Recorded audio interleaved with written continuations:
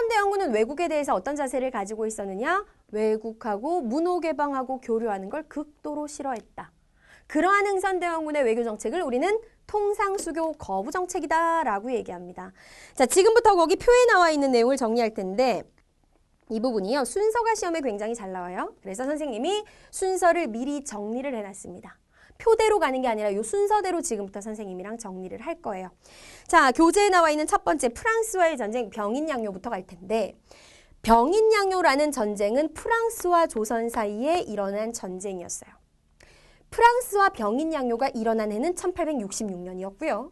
도대체 프랑스하고 전쟁을 왜 했느냐? 그 원인이 된 사건이 바로 띠로리 여기 있는 병인박해라는 사건이야. 자, 프랑스하고 연관이 있죠.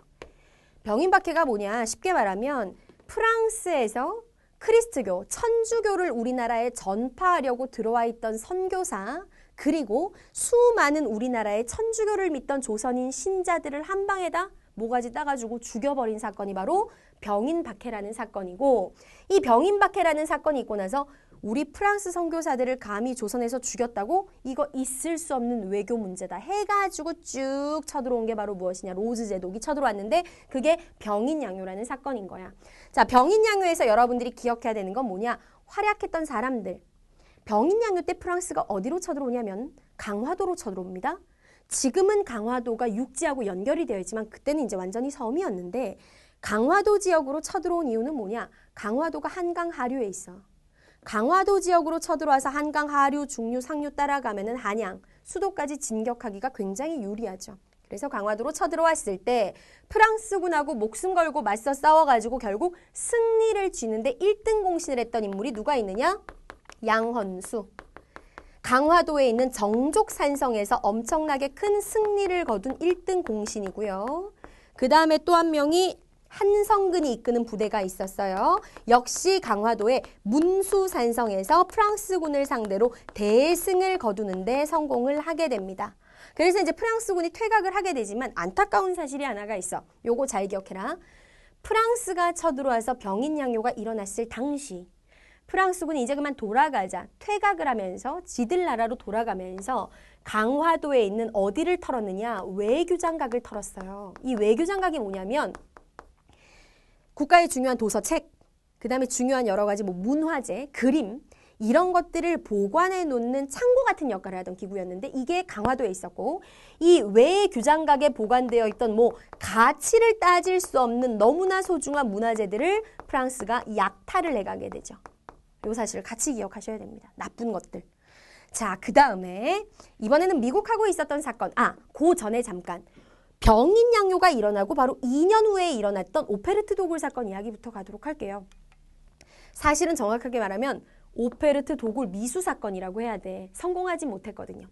오페르트는 사람 이름입니다. 독일 상인이에요.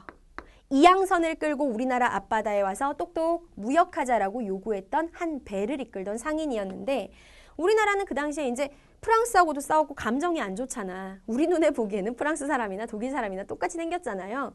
당연히 무역 요구를 거부했겠지? 이 오페르트가 그럼 돌아가야 되는데 안 돌아가고 머리를 씁니다. 어떻게 머리를 쓰냐면 조선이라는 나라는 유교 문화가 뿌리 깊게 박혀있고 유교 문화에서는 부모에 대한 효도를 굉장히 중시한다더라.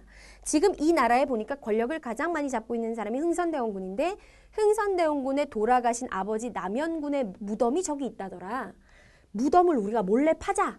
아버지의 관을 훔치자. 그래서 죽은 아버지 유고를 인질로 잡고 자 무역하면 이거 내줄게. 요렇게 하려고 했던 게 오페르트의 계획이었어. 근데 무덤을 파는 건 실패했어요. 유럽의 무덤하고 우리나라 무덤은요 차원이 달라요. 유럽 애들이 생각한 것처럼 파는 게 쉽지 않았죠. 결국은 무덤을 파다가 야, 안 되겠다 포기했는데 파헤치다 말았으니까 발각이 됐을 거 아니야. 무덤을 파헤치던 흔적이. 그게 바로 오페르트 도굴 미수 사건이라고 하는 거예요. 이 사건을 알고 나가지고 정말 흥선대원군의 분노는 거의 극에 치달습니다. 그러니까 서양 애들은 짐승이다라고 생각하게 어떻게 감히 부모의 무덤을 상상할 수 없는 일이잖아요. 그게 바로 오페르트 도굴 사건이었고요.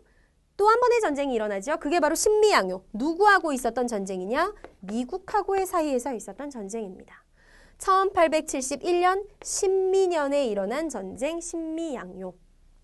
그럼 도대체 미국하고는 왜 싸웠어요? 이유가 있겠죠. 싸운 이유가 저 위에 있습니다. 여기. 제너럴 샤모노 사건. 이게 신미양요가 일어난 원인이에요. 근데 연도를 봤더니 제너럴 샤모노 사건이 일어난 건 1866년, 신미양요가 일어난 건 1871년. 도대체 왜 이렇게 연도의 차이가 나고 제너럴 샤모노 사건은 도대체 무엇이냐? 들어갈게요. 제너럴 샤모노는 미국 배예요. 여기서 나오는 모든 배는 무역하자고 요구하러 들어온 배다라고 생각하시면 됩니다. 제너럴 샤모노가 들어와서 똑똑 통상을 요구를 했죠.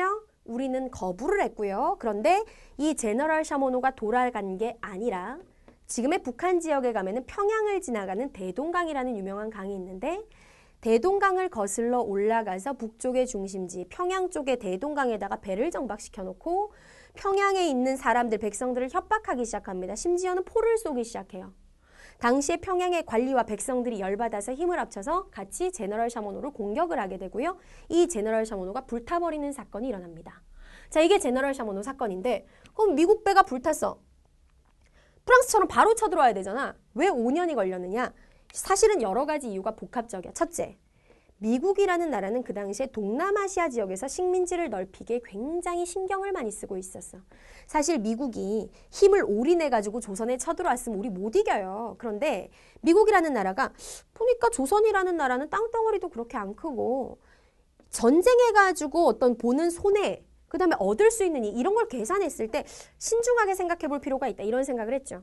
그 다음 두 번째, 제너럴 샤모노 사건이 일어난 게 1866년이라 그랬는데 1861년에서 1865년 사이에 미국 안에서 남부와 북부 사이에 노예제도 어쩌고 때문에 찬성 반대 의견 나눠져서 5년 동안 지들끼리 전쟁해요. 남북전쟁. 그 뒷수습이 아직 채 끝나지 않았던 상황이야. 이런 복합적인 이유 때문에 시간이 지났고 결국 쳐들어가는 게 낫겠다 해서 요걸 구실로 쳐들어온 게 신미양요입니다. 이 당시에는 우리의 피해가 어마어마했어요. 결국은 얘네들이 물러나긴 하지만 우리도 엄청나게 크게 군사적 피해를 입게 됐고요. 어쨌든 끝까지 얘네들하고 맞서 싸우다가 죽음을 맞이하게 되니까 어제연이 승리로 이끈 전투가 바로 강화도 지역의 광성보 전투 되겠습니다.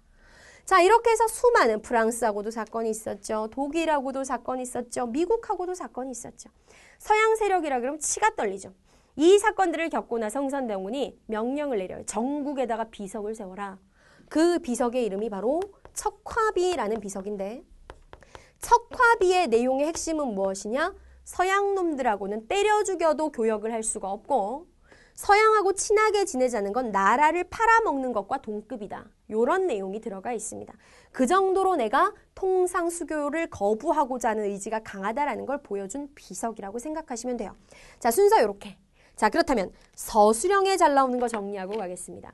흥선대원군의 통상수교 거부 정책의 의 그리고 한계를 써라. 둘 중에 하나가 시험에 나올 수도 있는데 너무 단골 문제야. 의라고 하는 건 좀 좋은 점이죠. 역사적 중요성을 쓰라는 건데 굳이 찾자면 흥선대원군의 통상수교 거부 정책은 서양 세력이 조선에 침략하는 것을 일시적으로 막는 데 기여했다. 요렇게 쓰면은 의라고 할 수 있어요. 일시적으로 막았다 해서 일시적이라는 단어가 들어간 이유는 무엇이냐? 뭐 1870년대 되면 결국 우리 문호개방 되잖아. 그러니까 1870년대는 침략을 못 막은 상황이잖아요. 그래서 일시적이라는 말을 쓰는 거고 시험에서 사실 더 잘 나오는 건 뭐냐면 한계예요. 안타까운 점이 뭐가 있느냐?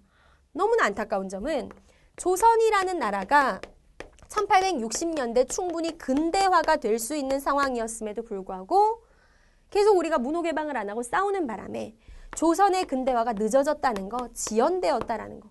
이웃나라 일본은 1860년대에 개혁해가지고 엄청 성장하고 막 그러고 있었는데 우리는 계속해서 싸우고 있었다 이 뜻이지 조선의 근대화가 지연되었다. 의 한계 정리하시기 바랍니다.